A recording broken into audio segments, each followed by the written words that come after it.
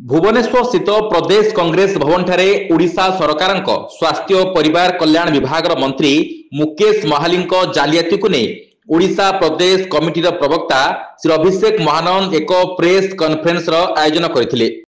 एही कॉन्फ्रेंस रे वरिष्ठ कांग्रेस नेता अभिषेक महानंद सहित दलर अन्य नेता माने मध्य उपस्थित रहिथिले। तेरे मंत्री मुकेश महाली पूर्वरु जाल जाति प्रमाणपत्र देई सरकारी चाकरी करने सहित अन्यान्य सरकारी सुविधा हासिल करथिले। मंत्री एही कारसादी धरा पड़िबा परे सारा राज्य में आंदोलन तीव्र रूप नैथिला और निजे कांग्रेस नेता अभिषेक महानंद किछि दिन तले एने एक प्रेस कॉन्फ्रेंस जरिया मंत्री जालियातीर गुमर खोलिथिले। श्रीजुक्त महानंद कहते बारंबार अभियोग हेले सुधा भाजपा सरकार मंत्री जालियाती उपरे कार्यानुष्ठान न नेबारु जड़े अभियोगकारी पद्मपुर थाना रे मंत्री विरुद्ध रे लिखित भावे अभियोग करथिले। मात्र थाना आईआईसी केस टी को रुजु करनथिले। परे एने एक मामला हाईकोर्ट रे अभियोगकारी आवेदन करिबा परे हाईकोर्ट पद्मपुर एसडीजेएम कोर्ट को मामलार विचार पई निर्देश देथिले। या परे पद्मपुर एसडीजेएम कोर्ट मंत्री विरुद्ध रे पुंखानुपुंख तदंत पई पुलिस को निर्देश देइछंती। मान्यवर कोर्ट को निर्देश पाइला परे मध्य पुलिस रो कार्यानुष्ठान शून्य। मंत्री गफलतीर यथेष्ट प्रमाण थिले सुधा पुलिस काहीकि एजावत एतला रुजु करू नाही।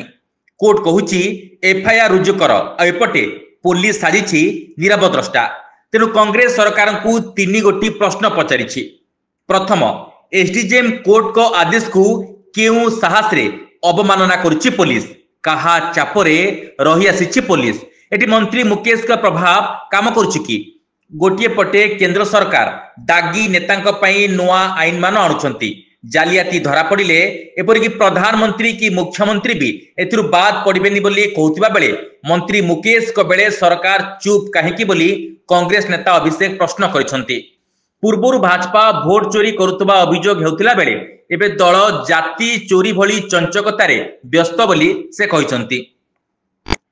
कोर्ट को आदेश अनुसार मंत्री विरुद्ध रे तुरंत एफआईआर रुजु करने सहित न्यायालय निरीक्षण रे निरपेक्ष तदंत हेबा सह तदंत को प्रभाव मुक्त करने मंत्री मुकेश महाली को तांको पदरु हटाइबा पई कांग्रेस प्रवक्ता अभिषेक महानंद दाबी करिसंती।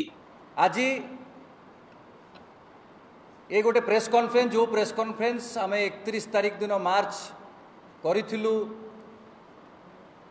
ओडिशा सरकार थिबा जने मंत्री विरुद्ध रे डॉक्टर मुकेश महाली विरुद्ध रे गोटे प्रेस कॉन्फ्रेंस हेतिला एवं ये तार गोटे फॉलोअप प्रेस कॉन्फ्रेंस। आपण जानिथिबे तांको उपरे संगीन आरोप अछि जातिगत प्रमाणपत्र को नेकी एवं जड़े व्यक्ति जड़े पिटिशनर बलांगीर जिल्लार डिंगोर कुंभार सी याकू नहीं कोर्टर द्वारस्थ मध्य होइचंती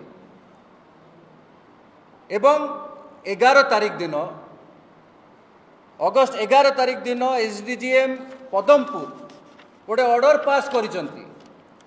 से ऑर्डर माध्यम रे या कुहा जाइछि आईआईसी पदमपुर को कि तांको नारे एतला रुजु करा जाऊ एफआईआर तांको नारे रजिस्टर करा जाऊ बोली Padampur SDGM honourable SDGM Padampur order कर सारी एवं कही मासे भितर केस रुजु करी तार इन्वेस्टिगेशन करी रिपोर्ट सबमिट करने।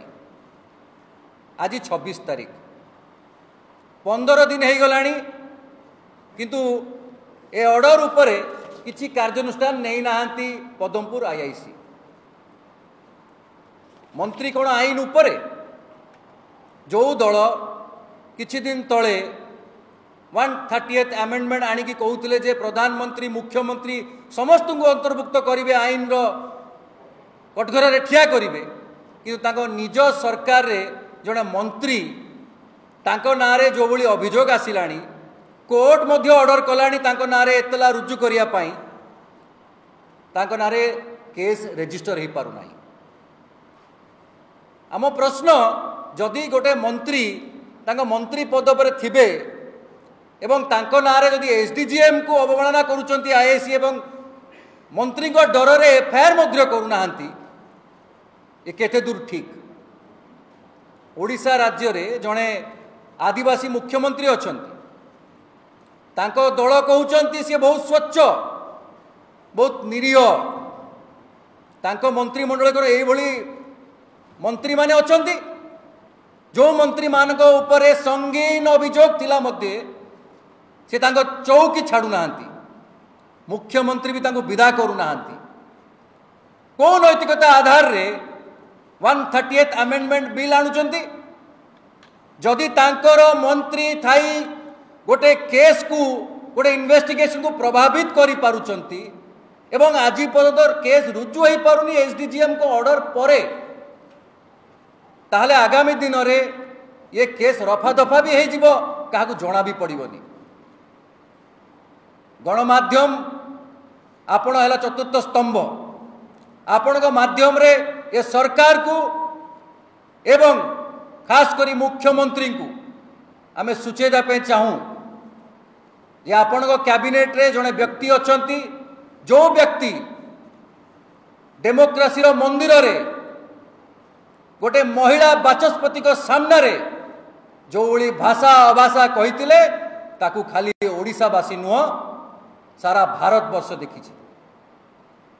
मते बेची कष्ट लगुच कारण मु भी बलांगीर जिल्ला रु आसे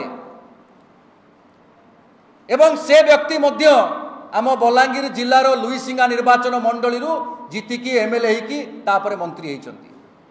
तांको नारे जो अभियोग जे जातिगत प्रमाण पत्र मिथ्या एवं आमे जो अभियोग करिथिलु सेही आधार रे से पिटिशनर करो जो कोर्ट रे सबमिशन थिला सेही आधार रे एसडीजीएम ऑनरेबल एसडीजीएम पदमपुर निर्देश देइचंती याकू तुरंत तदंत करा जाओ एवं एफआईआर रजिस्टर करिकी तदंत करी रिपोर्ट दिया जाओ मासे भितरे। आपण माने जानिथिबे ओडिशा रे जेबेठू बीजेपी सरकार आसिलानी लॉ एंड ऑर्डर रो सिचुएशन कोन अछि एटा भलो भाबे समस्त को जणा एवं एई जो कथाटी घटी जाइछि एथुरु मध्य स्पष्ट जे आईन को खातिर करू नांती बीजेपी नेता माने एवं एडमिनिस्ट्रेशन मध्य चुप बसिछि। कहा चापरे मंत्री को चापरे चुप बसिचंती, नहले जड़े आईएसी जदि याकू अवमानना करिवे कंटेम्प्ट ऑफ कोर्ट रे ताकू अंतर्भुक्त करा जिवो। सी जानिचंती भलो भाबे जे मु याकू अवमानना करि परिबि नाही, 1cc केस रे रजिस्टर करबाकू पड़िबो, किंतु 15 दिन गला परे मध्य आज पर्यंत रजिस्टर हे नाही केस। हुए तो मंत्री तांकू कहिथिबे एवं समय किणुचंती ए केस रे तो बेल हे पारिबनी, एंटीसिपेटरी बेल हे पारिबनी, रजिस्टर हला परे बेल को जिबे। हुए तो से समय किणुचंती मंत्री तुरंत सेहिति पई जो भली भाबे प्रभावित करूचंती सी ए केस टी को मुख्यमंत्री ताकू तुरंत मंत्री पदरु प्रथमे विदा करंतु। मार्च 31 तारिख रे आमे कहितिलु आज अगस्त 26 तारिख, आपण चिंता करंतु ए भितरे बहुत कानूनी लड़ाई चली एवं से खसी पारिबे नाही, से भूल करिचंती किंतु इन्वेस्टिगेशन हो आमे कहूनु जे आमे हला कोर्ट आमे वर्डिक्ट दबु, किंतु जेतेबेले तांको नारे ऑलरेडी गोटे कोर्ट एफआईआर रजिस्टर कहलानी रजिस्टर करंतु बोली कहीं कि आज पर्यंत रजिस्टर है नहीं, प्रथम आम प्रश्न। द्वितीय प्रश्न 15 दिन चली गलानी, 15 दिन अच्छी केते दिन सुधा रजिस्टर हबो एवं इन्वेस्टिगेशन स्टार्ट हबो। एवं तृतीय कथा तुरंत तांको मंत्री पदरु विदा करा जाओ। Bureau report news alert 24x7।